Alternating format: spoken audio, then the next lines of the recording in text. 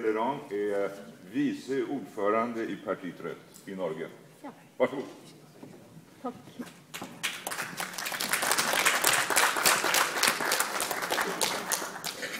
Kamerater, hjertelig takk for denne invitasjonen. Dette utgangspunktet som vi har her i denne helga, det gir meg et håp. Det gir meg et håp jeg kan bringe tilbake til partiet Rødt, om at det finnes krefter som vi kan stå sammen med i Norden, i fredsarbeidet. Min egen bakgrunn egentlig fra Sosialistisk Venstreparti. Jeg var med der i mange år. Men da mitt eget parti, som det var den gang, bestemte seg for at vi ønsket å støtte bombekrigen i Libya, da meldte jeg og 8 andre partikamerater oss ut i protest. Og 8 av oss meldte oss inn i partiet Rødt, fordi det var det eneste partiet som sa nei til bombekrigen i Libya. Jeg har tidligere en bakgrunn fra å starte Attakk i Norge, og jeg satt i det første landsstyret der. I denne sammenhengen så tenker jeg å snakke litt om Rødt aksjonsnettverk mot krig. Det var noe som jeg startet det var i utgangspunktet i partiet Rødt. Jeg var på leit etter kamerater som ønsket det samme som meg, som mente at nå Norge i krig. Vi må gjøre noe. Vi har ikke sendt bombefly siden 2. verdenskrig. Nå må vi gjøre noe. Vi må protestere. Ingen sier noen ting. Det norske samfunnet satt helt stille. Og i mitt eget parti så var jeg på leit. Jeg gikk rundt fra møte til møte, rundt omkring for å høre om det var noen folk som delte mine oppfatninger og synspunkter, og mente at antikrigssaken var det aller viktigste i vår tid. Og da var jeg også på møte i Marxistisk forum, og der traff jeg på Aslak. Og det som jeg opplevde i mitt eget parti, i partiet Rødt, var at det var veldig mange som applauderte og sa at ja, det er bra med antikrigssaken, ja, veldig bra at ungdommen gjør noe. Men når det var snakk om det å faktisk gjøre noe, det å faktisk være ute i gatene, hvor var menneskene hen? Hvor var partikameratene som hadde lyst til å stå på stand, dele ut løpesedler, være med og aksjonere? Det var veldig få. Det var oppsiktsvekkende få. I Oslo, den største byen altså, i vår hovedstad, så var det veldig få aksjonister. Det var veldig få som hadde lyst til å være med. Du rekker opp hånda, du ville være med. Nei, jeg vet ikke om den samme situasjonen her i Sverige, men i Norge så det i hvert fall sånn at folk har glemt den gamle leksjonen som sier det, at vi må være ute på gata, vi må ta plass i gatebildet. Vi må være synlige i det offentlige rom.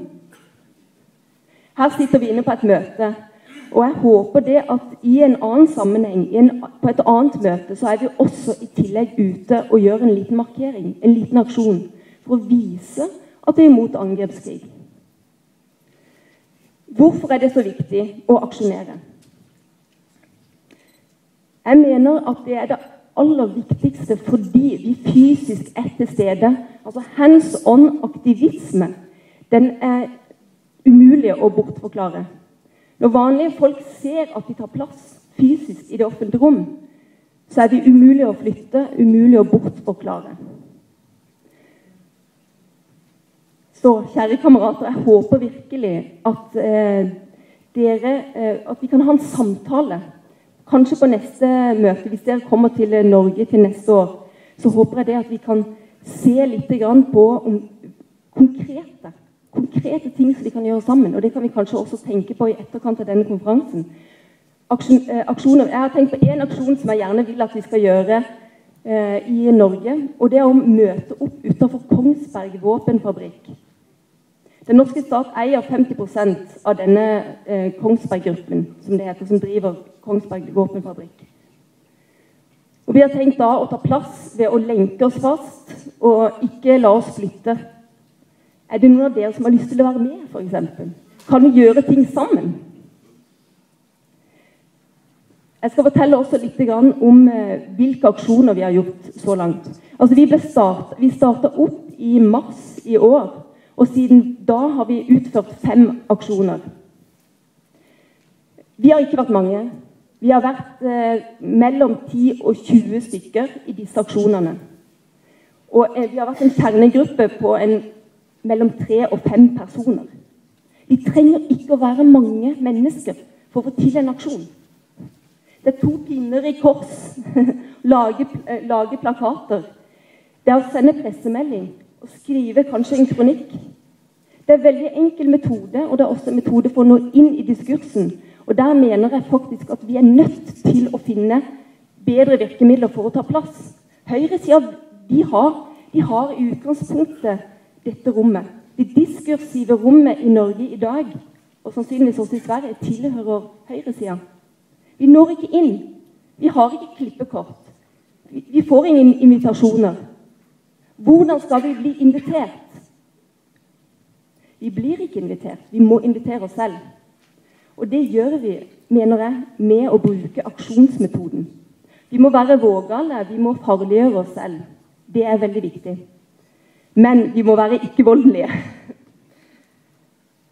Noen av de aksjonene vi har gjort. Den første aksjonen som vi utførte, det var faktisk mot mitt eget parti som jeg meldte meg ut av. Det var mot SV. SV skulle få en ny leder, Audun Lysbakken. Han er en gammel kamerat som jeg har kjent i mange år. Vi var sammen i Sosialistisk Ungdom. Når han ble partileder, så var det første han sa at han avskrev sin marxistiske fortid. Altså han avskrev at nå har jeg blitt voksen, nå har jeg vokst av med denne marxistiske måten å se på verden. Verden er ikke så enkel, hevder han. Og det er veldig altså Audun Lysbakken viste også at når han forlot marxismen, så gikk han også inn for å sende norske krigsfly til Libya. Det er en sammenheng mellom å forlate det marxistiske grunnsynet og fullstendig analytisk kollapse når det kommer til spørsmål om krig. Vi møtte opp utenfor SVs landsmøte. Vi hadde ett budskap til Audun Lysbakken. Det var 1 år siden Libya-krigen, og vi ba han om en full redegjørelse av krigen. At han skulle opp på talerstolen i parlamentet, i Stortinget, og be om en full redegjørelse av hvor mange menneskeliv som hadde gått tapt. Det var den første aksjonen. Den andre aksjonen var mot media. Det var 2 uker senere. Vi sendte pressemelding. Vi møtte opp utenfor de 3 største mediehusene i Norge. Vi ønsket å utfordre medias rolle i krig. De 3 største mediene i Norge. Hvor var dere i Libya-krigen? Hvor var det balanserte bildet?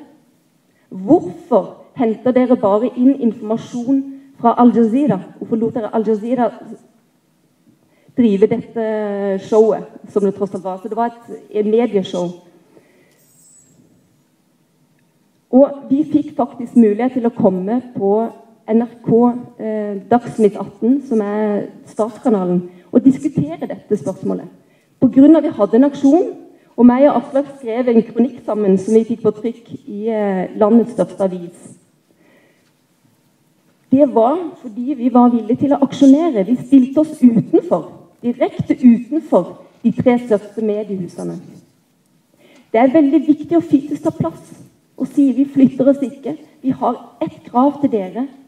Når det nå er en ny konflikt i Syria, så ber vi dere om å balansere bildet.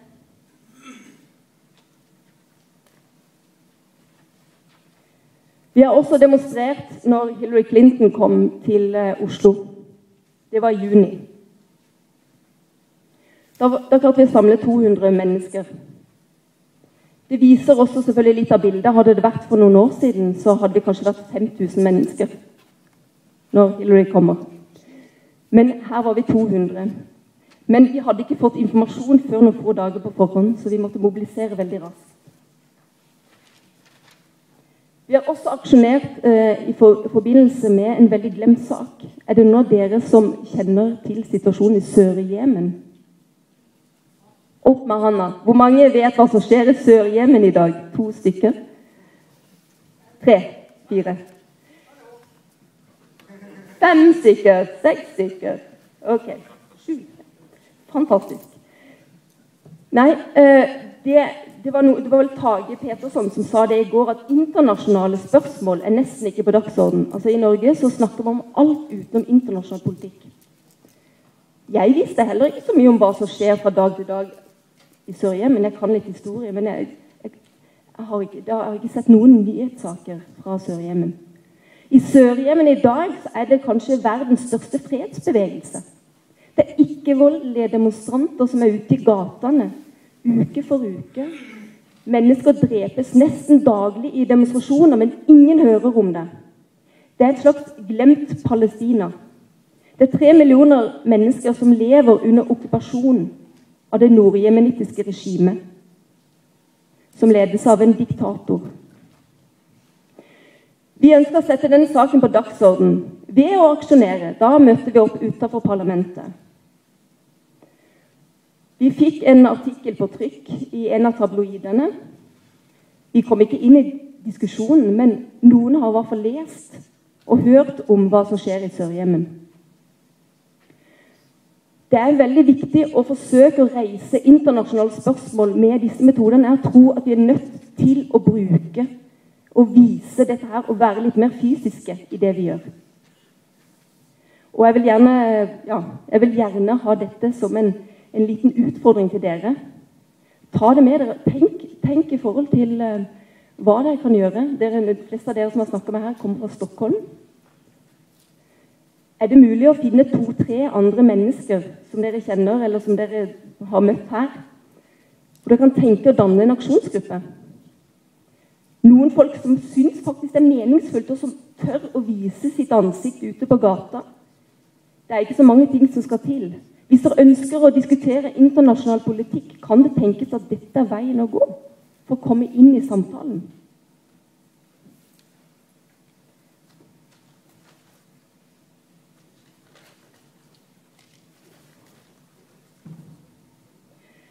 Og så når det neste sommer.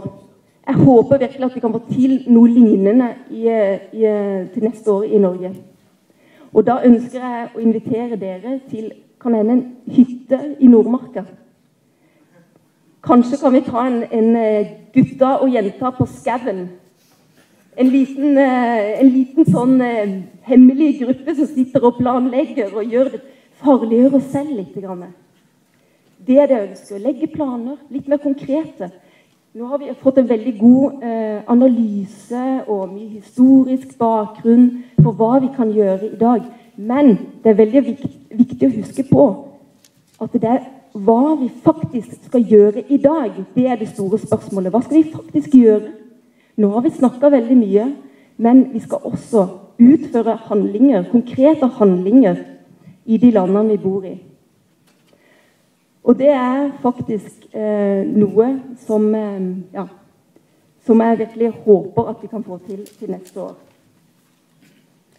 Det som Che Guevara også sa, det alltid videre. Alltid videre mot seieren. Tusen takk skal dere ha, kamerater.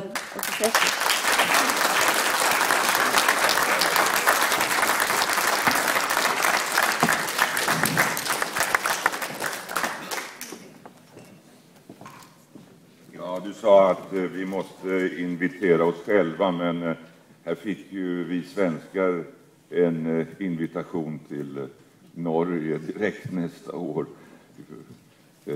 Det någonting att se fram emot och det någonting att jobba för också. Ni aktionister i Norge får se till att det blir av också. Bra.